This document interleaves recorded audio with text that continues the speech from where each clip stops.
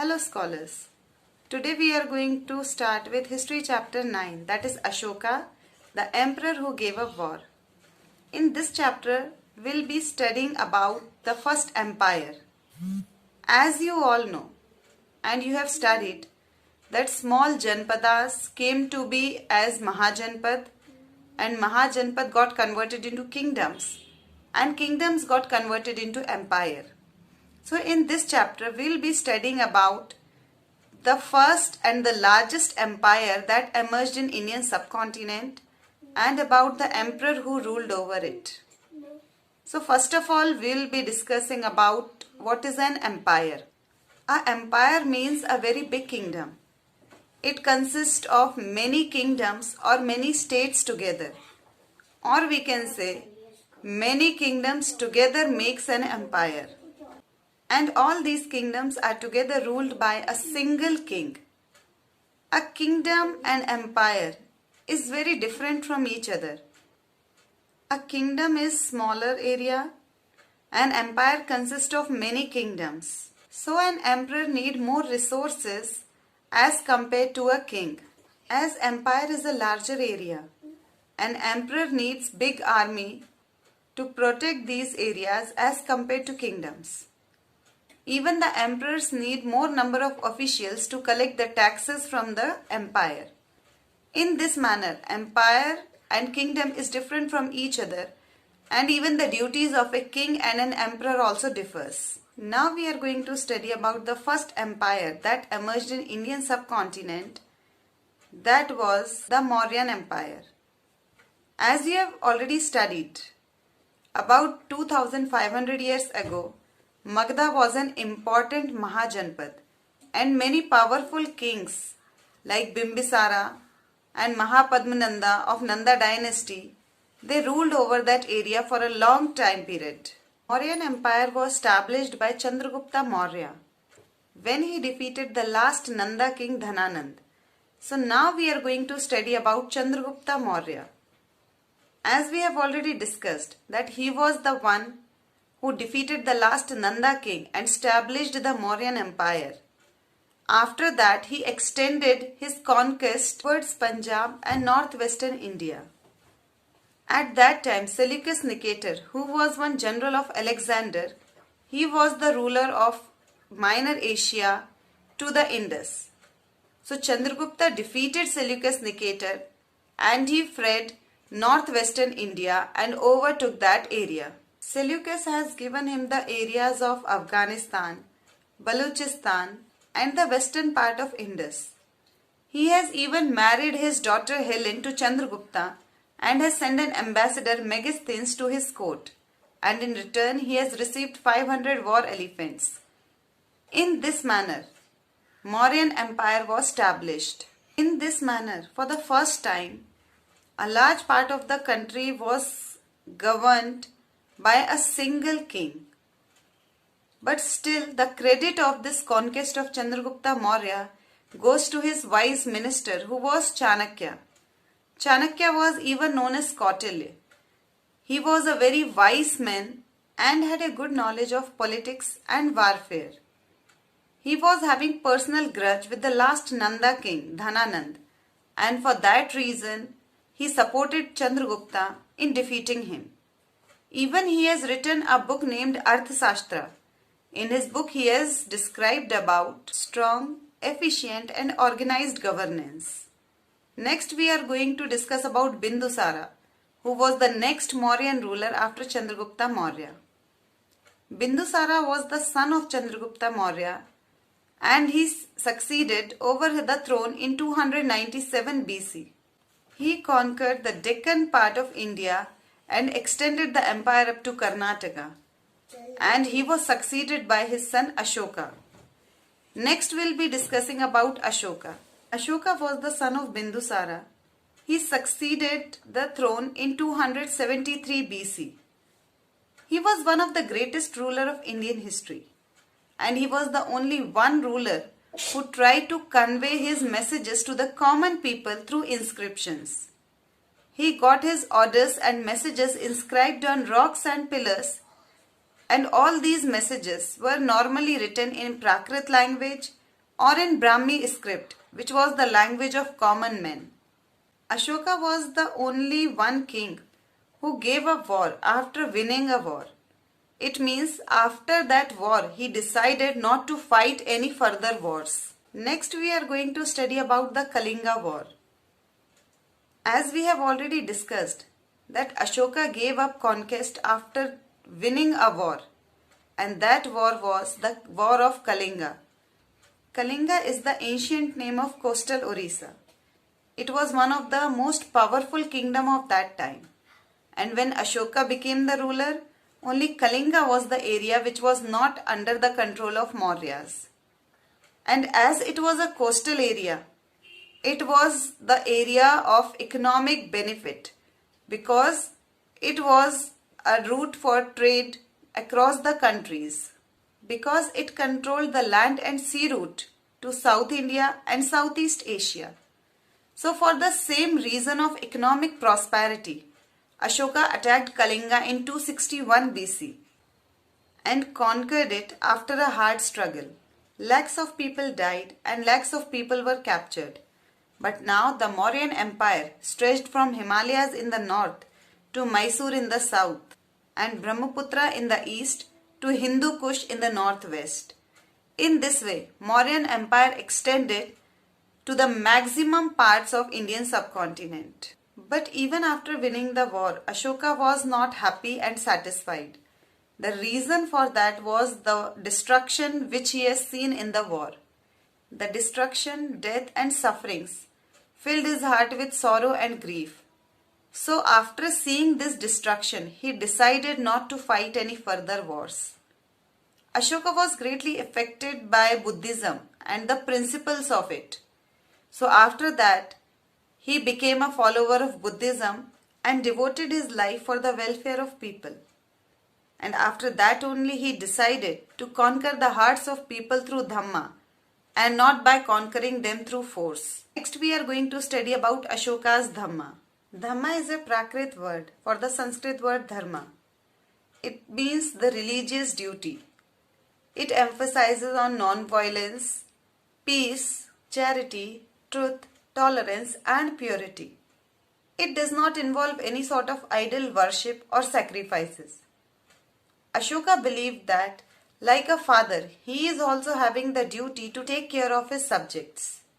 His concept of Dhamma was inspired by the noble teachings which was given by Buddha. Ashoka's Dhamma was inspired by code of conduct. So Ashoka tried to solve some problems by introducing Dhamma. These problems are differences among the people. People in the empire follow different religions, which many of the times led to conflicts. Slaves and servants were ill-treated by their masters. Many animals were killed on the name of rituals and sacrifices. There were conflicts among the families and the neighbors. So these are some of the problems which Ashoka tried to solve by introducing Dhamma. Next we'll discuss about main principles of Dhamma. As we have already discussed that Dhamma means religious duties. So what are the principles through which these problems can be sorted out? First principle of Dhamma is Ahimsa. Ahimsa means non-violence to all living beings. It means a person should be kind to every living being, whether it is an animal or a bird, and no animal should be killed on the name of sacrifices. People should respect their elders. People should treat slaves and servants with compassion, peace and kindness. People should be gentle towards everybody. People should live in peace and harmony. People should give gifts to monks and Brahmins. People should give respect to each other's religion. They should not treat other religions as inferior and their own religion as superior. They should understand the main concept of others' religions and respect it. Dhamma also states that the rituals and ceremonies at the time of birth and weddings are worthless. In place of it, people should themselves follow Dhamma and spread it to all the directions, which will be very fruitful and will be beneficial for them. So all these are the basic and main principles of Dhamma. Next we'll be discussing about means to spread Dhamma. Ashoka adopted various methods to spread the principles of Dhamma. So those methods are: Ashoka appointed special officials called Dhamma Mahamatas who travel to distant places to spread the teachings of Dhamma. Ashoka got his messages inscribed on rocks and pillars, and he even appointed special officials to read those messages for all those people, those who are not able to read. Ashoka himself was a strict follower of Buddhism. So he set an example by himself and inspired others to do the same. Ashoka even sent messengers to the other countries to spread the concept of Dhamma and the ideas of Buddhism. Due to his efforts only, Buddhism spread to countries like Greece, Egypt, Syria and Sri Lanka. He even sent his son Mahendravarman and daughter Sangmitra to Sri Lanka to spread the messages of Buddhism. Ashoka arranged for the treatment for both the human beings and animals. He constructed rest houses, dug wells, and even roads were built for the convenience of travelers and the other people. As we have already discussed, that at that time, the slaves and servants were not treated in a good manner by their owners. So as per Dhamma, Ashoka even convinced the people that they should be charitable, truthful and kind to all the living beings. The slaves and servants at that time were not allowed to join the Sangha. Without the permission of their masters, they are considered as things. So as per Ashoka's Dhamma, all these slaves and servants should be treated with compassion and should be treated as human beings and should get due respect. So this was all about Ashoka and its Dhamma. Next we are going to study about the Mauryan administration. As we have already discussed, the credit of extension of Mauryan Empire goes to its minister Chanakya. He was a very good political advisor. So the credit of Mauryan administration also goes to the guidelines given by Chanakya based on governance in his book Arthashastra. The book Indica, which was written by Megasthenes, the ambassador of Seleucus Nicator, and the edicts of Ashoka, gives us an account of the Mauryan administration. So first of all, we are going to study about the administration of Patliputra. Patliputra was the capital city of Mauryan Empire. It was one of the most powerful kingdom of that time period. The area around Patliputra was ruled directly by the emperor. So the administration of Patliputra has the following features. The king has appointed special officers to collect the taxes from peasants, traders, craftsmen and so on. The officials were having the power to punish the people, those who disobeyed the kings. All these officers received a monthly salary and even spies were appointed to keep a watch on these officials. And ultimately, the king used to supervise the work of these officials by the help of the members of royal families and their trusted ministers. Next, we are going to study about the administration of other provinces. The empire was divided into a number of provinces. Every province, like a state, was governed through its provincial capitals. And even some control over these provinces was from the empire capital. Many of the times, royal princes were sent as governors in these provinces. Local customs and rules were even accepted and were followed in these provinces. Next, we are going to study about administration in other areas. There were certain areas where the Mauryan Empire controlled the road and rivers which were important for transport.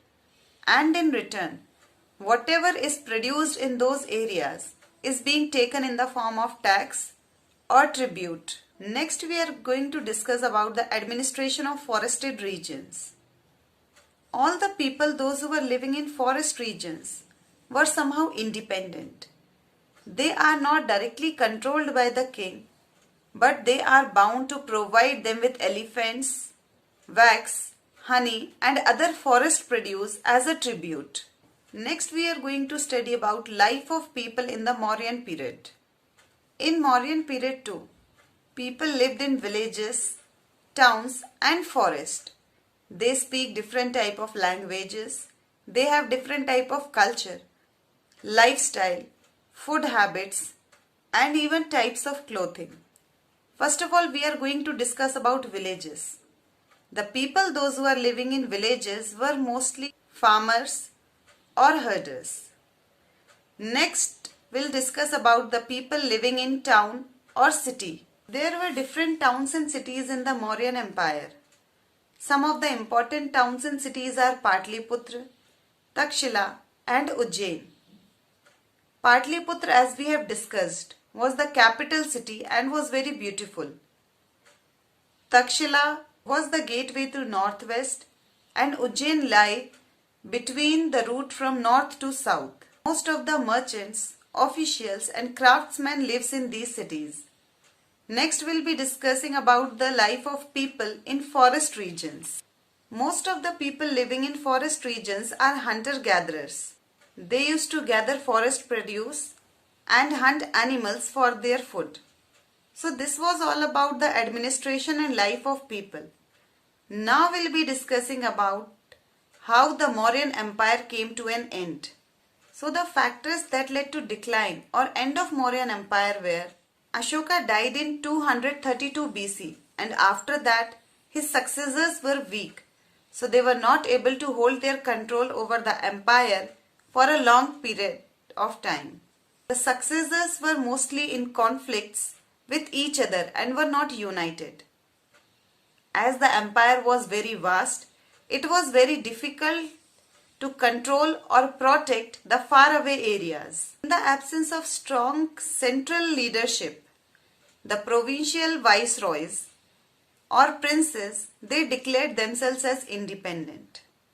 And even Ashoka's policy of non-violence and ahimsa made Mauryan army weak and incapable, because as the soldiers were not going for fight for a longer period of time, they were not in a state to have any further wars. So finally in 185 BC, Pushyamitra Sunga, one general in Mauryan army, killed the last Mauryan ruler, Brihadratha, and he established the Sunga dynasty. In this manner the Mauryan Empire came to an end. So this was all about the chapter, starting from the establishment of Mauryan Empire to the end of Mauryan Empire. So before winding up, let us discuss about some highlights of the chapter. The Mauryan Empire was established by Chandragupta Maurya. Chandragupta Maurya was succeeded by his son Bindusara and he was then succeeded by his son Ashoka. Patliputra, Takshila and Ujjain were capital cities of the Mauryan Empire. Ashoka was the first ruler who tried to propagate his message among people through inscriptions. The credit of Chandragupta's victory is given to the guidance of a wise man named Chanakya or Kautilya. Arthashastra was the book written by Chanakya on politics. The Indica was written by Megasthenes. So this was all about the chapter. With this we are going to wind up today's class. Good day for now. Stay home, stay safe.